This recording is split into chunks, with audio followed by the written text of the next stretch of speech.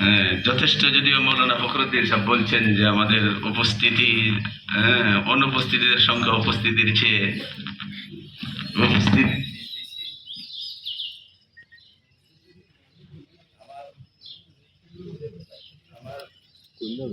একটা মনে হইতেছে যে আমাদের মরহুম হযরত মাওলানা আতাউর রহমান খান সাহেব আমাদের এই বাংলাদেশটার ব্যাপারে একটা সুন্দর ভবিষ্যৎবাণী দিতেছিলেন যে এই দেশটার ভিতরে ইসলাম, কোরআন, সুন্নাহর জিন্দেগি বাস্তবায়নের জন্য প্রসব ব্যথার মতো একটা গর্ভধারিণী মহিলার প্রসব ব্যথার মতো একটা ব্যথা শুরু হয়ে গেছে।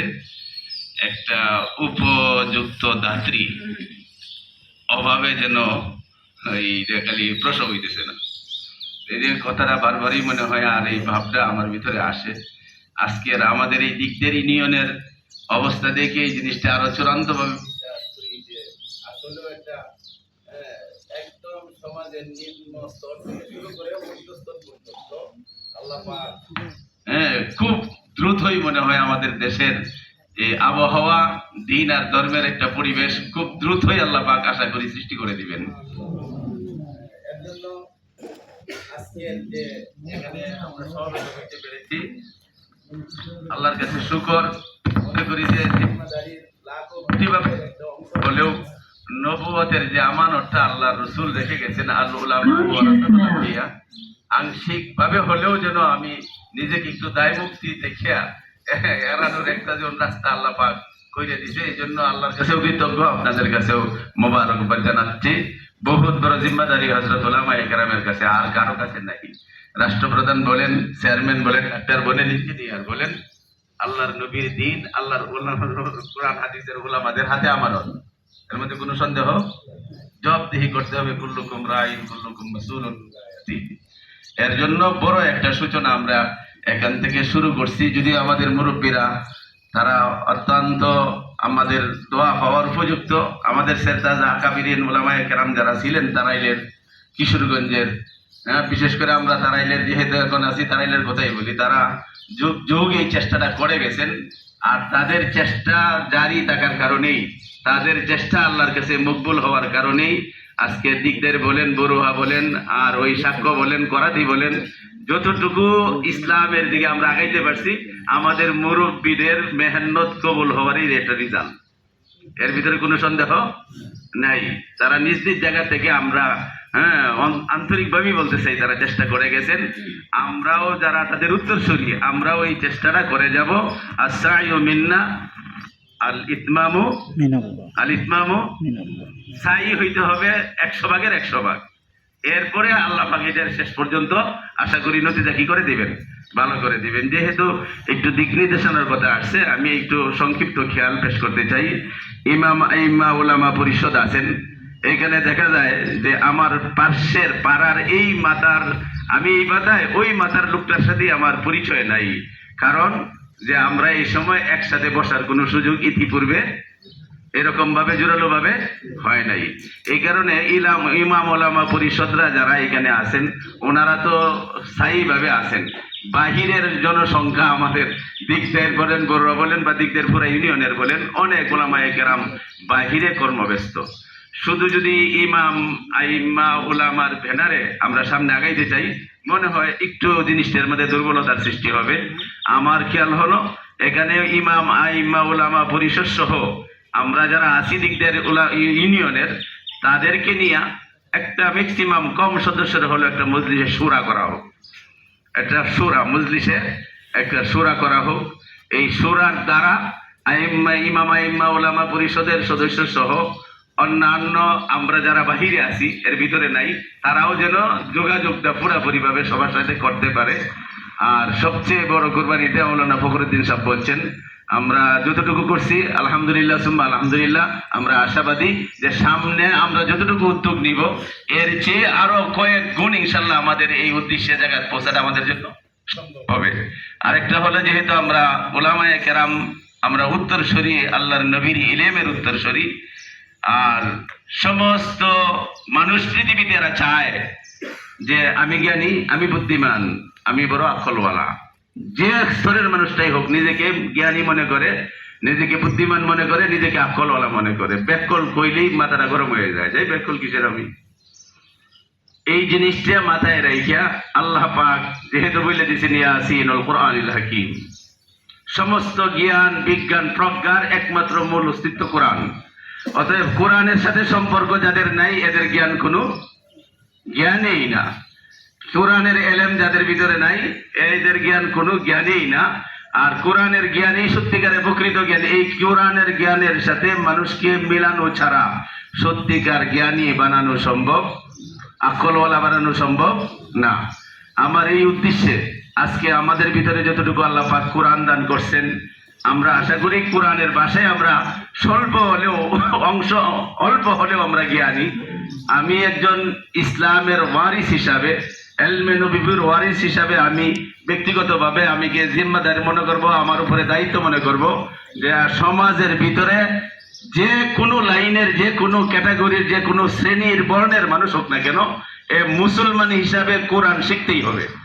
কোরআন ছাড়া কোনো মুসলমান থাকতে পারবে, কোরআনের শিক্ষা ছাড়া কোনো মুসলমান থাকতে পারবে না। হযরতে সাহাবায়ে কেরাম সারা বিশ্বের আগন্তক মানুষের জন্য একটা কি আদর্শ। নবী নিজে বলে গেছেন যে আমার সাহাবারা আকাশের নক্ষত্রের মতো।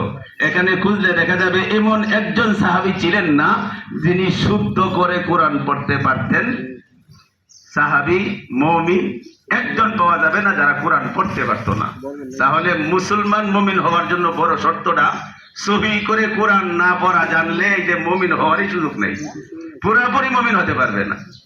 এই জন্য এই মাথাটাই নেয়া যে মুসলমান সে কোরআন পড়তে পারবে।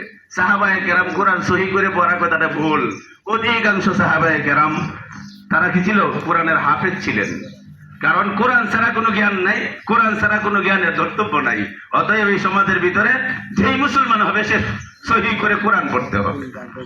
এই একটা উদ্যোগ সামনে নিয়ে আমি আমার ক্ষুদ্র জ্ঞান থেকে বলতে চাই, আমরা উলামায়ে কেরাম দিকদার ইউনিয়নে যারা আছি একটু সিদ্ধান্ত নিব যে ওয়ার্ড ভিত্তিক না, অনেক জায়গায় ওয়ার্ডের ভিতরে কয়েকটা পাড়া আছে, কয়েকটা এলাকালে একটা ওয়ার্ড হয়েছে।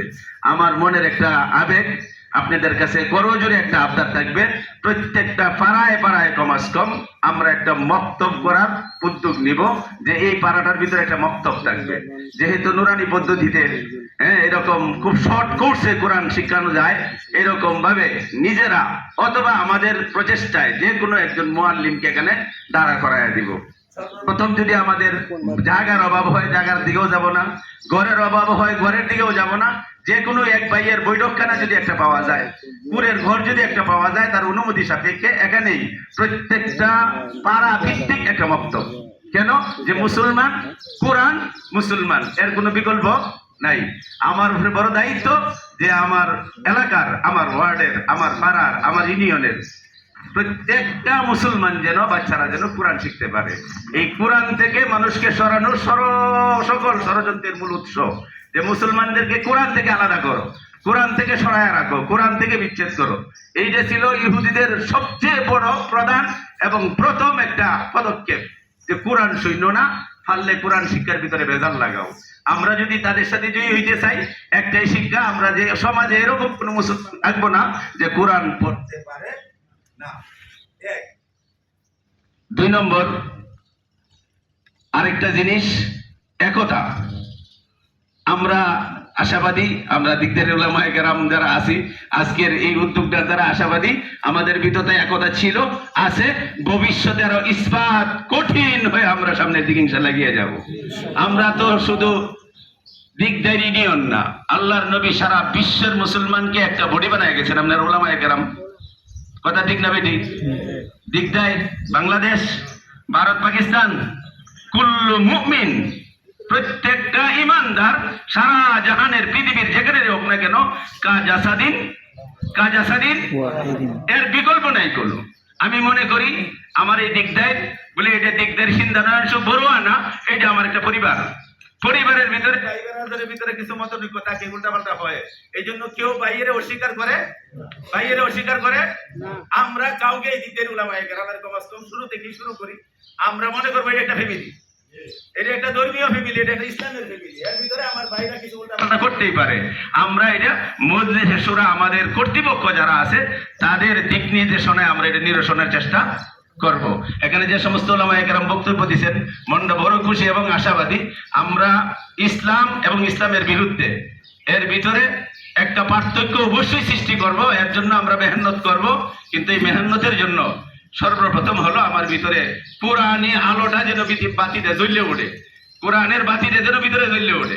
কোরআনের বাতি যতটুকু আছে, হ্যাঁ ঠিক আছে, কিন্তু এটার আর একটু তেল পানি দেয়া এদের একটু গরম করতে হবে, যাকে বলা হয় ঈমান, জাগ্রত ঈমান। তাফসীরের ভিতরে লেখছে যে ঈমান সবার ভিতরেই আছে। যারা মুসলমান নামাজ পড়ে না হেও ঈমানদার, রোজা রাখছে না হেও ঈমানদার, পর্দা মানে না হেও ঈমানদার, এই মাইজ ভান্ডারি করে হেও ঈমানদার বলে এদের ভিতরে ঈমানটা আছে। এটা ঘুমন্ত ঈমান, আল্লাহর কাছে গ্রহণীয় হলো জাগ্রত ঈমান। জাগ্রত ঈমান আর ঘুমন্ত ঈমানের ভিতরে আকাশ পাতাল ব্যবধান। একটা দারোয়ান ঠিকই আছে, কিন্তু এই দারোয়ান ঘুমায় রয়েছে। এই ঘুমন্ত দারোয়ানকে গেইডে রাইখাও বাড়িটার মাল সব চুরি হওয়া সম্ভব। কিন্তু যদি দারোয়ান জাগ্রত থাকে তাহলে বাড়িতে ঢুকাইতে অসম্ভব। কথা ঠিক নেবে ঠিক? আমার ভিতরে ঈমান আছে, আমার ভিতরে কোরআন আছে, এদের একটু কুসা মেরে জাগ্রত করতে হবে।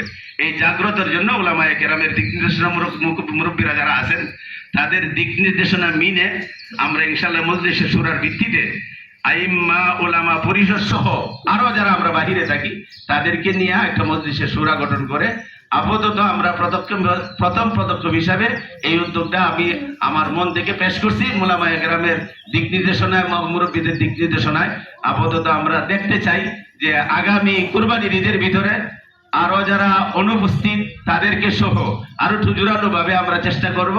আর এই সময়ের ভিতরে আমরা এই উদ্যোগটা মনে মনে যদি নিতে পারি, মনে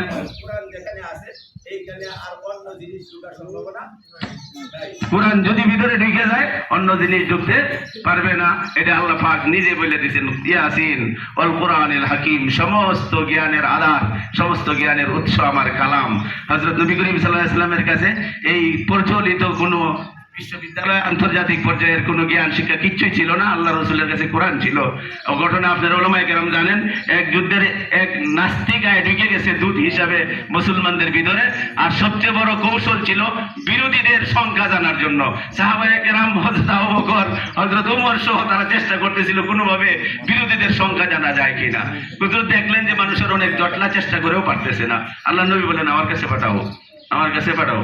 আসছে রসুলের কাছে, রসুল তারা আদর করলেন, বসাইলেন। হ্যাঁ, বললে সর্বপ্রথম গেলেন, বাবা তোমাদের খাওয়া দাওয়া কিভাবে হচ্ছে, কেমনে করো? হ্যাঁ, তোমাদের খাওয়ার ভিতরে উট কয়টা লাগে? হ্যাঁ, তো জিজ্ঞেস সংখ্যা জানতে চাই না, উট কয়টা লাগে তোমাদের গোশত তৈরি করতে? আমরা তো 10টা উট কোরবানি দেই। আল্লাহ রসুল বলেন, এদের লোক সংখ্যা 1000।